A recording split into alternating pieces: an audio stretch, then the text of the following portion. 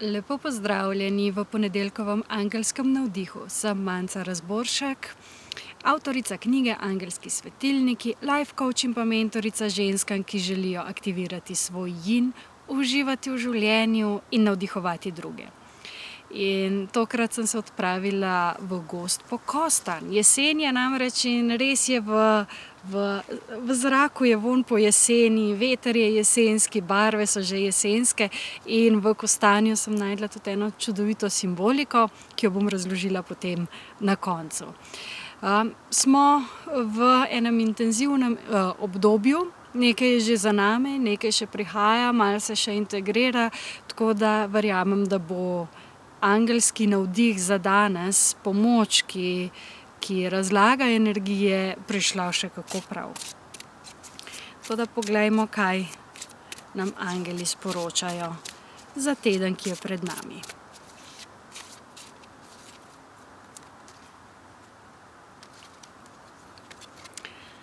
Prva karta je vitez vode.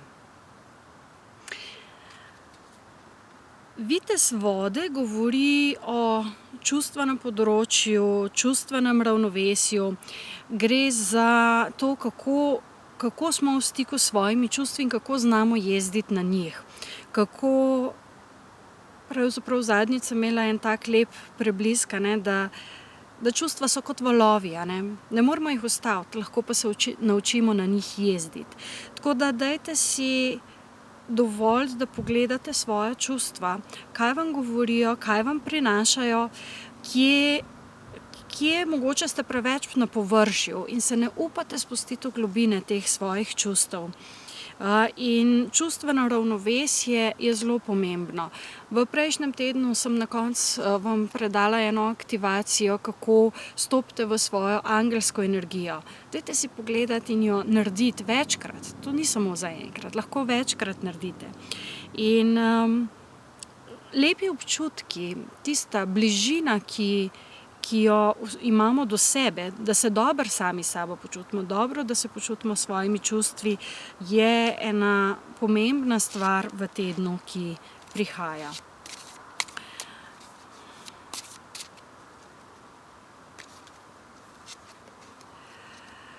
Naslednja karta je Luna in nadangel Haniel. Nadangel Haniel oziroma Luna govori o pomembnem notranjem pogledu. Prej sem govorila, pojdite v globino svojih čustev. Ko pridete v to globino, takrat se sprosti nekaj novega. Tako kot en tak portal, ki vas popelje še globje in vam preda še dodatno sporočilo, dodatno namig. In cikel, ki ga je Luna začela s svojim mrkom v prejšnjem tednu, se zdaj pravzaprav nekako nadaljuje. Luna je zdaj padala in zelo podpira to, da gremo spet nazaj navznoter. Še smo v retrogradnem Merkurju, ki tudi govori o tem, pojdite pogledati noter. Tako da dajte res se poglobiti vase v tem tednu in tudi stvari, ki vam pridejo, dajte se vprašati, okej, kaj mi zdaj to sporoča? Kaj mi prinaša? Kakšna čustva se ob tem sprožajo in ali imam to mogoče kakšen dodaten pomen, dodaten pogled. In ne rabite potem na silo nekaj. Enostavno si dovolite, da odgovor pride takrat, ko bo za to čas in ko bo stvar zrela. In to je ponavadi takrat, ko najmanj pričakujete.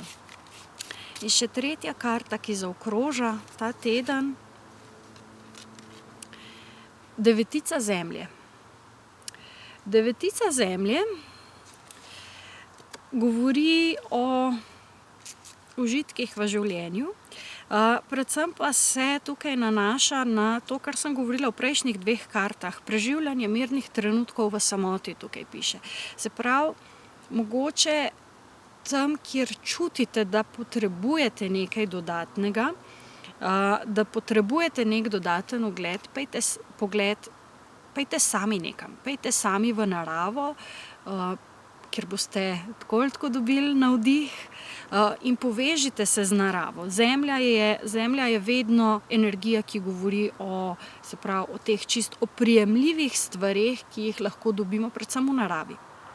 In jaz, recimo, ko grem v gozd, jaz vedno se najprej povežem z bitji narave tistega gozda, z devo, ki prebiva v tistem gozdu in jo prosim, da naj mi odpre srce, da naj prečisti moje energijsko polje in svetujem tudi vam.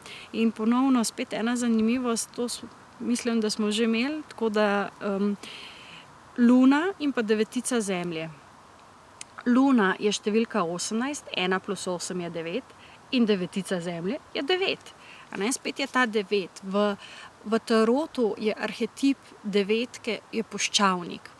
In puščavnik je tisti, ki gre spet navznoter, ki govori o tem, da je treba pretestati in prekuhati in iti navznoter in priti do tiste notranje sladkobe.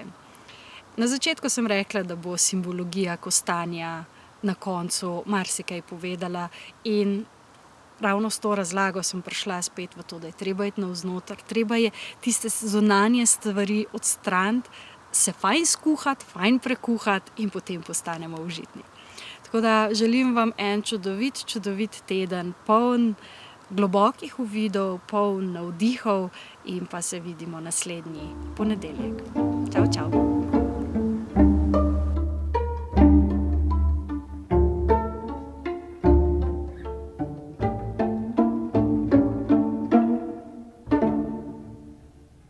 Sezona kostanja je in ko grem na eno lepo točko, kjer bom posnela svetilnike, nabiram kostanj. In kostanj je v takih lepih ježicah, to vsi vemo, to vsi poznamo. In simbologija tega je tudi zelo zanimiva. Zato, da bi prišli do tega kostanja, je treba najprej odpreti ježico. In ta bode ponavadi. In tako kot naše obrambe, tiste, ki smo si jih naredili zato, da ne bi ravno vsak prišel do tega kostanja, bodejo. In potem še vedno ni stvar užitna, vsaj dokler jo ne skuhamo. In potem se moramo tudi mi en čas kuhati ali pa peči, zato da se tista sladkoba kostanja, ki je notri, lepo razvije in postane užitna. Tako da pomislite, kje so vaše bodice, pomislite, koliko časa se boste morali še kuhati, preden bo tista prava sladkoba in užitnost, ki jo imate vse, tisti dar, ki ga prinašate v življenje, na ta svet, prišla do izraza.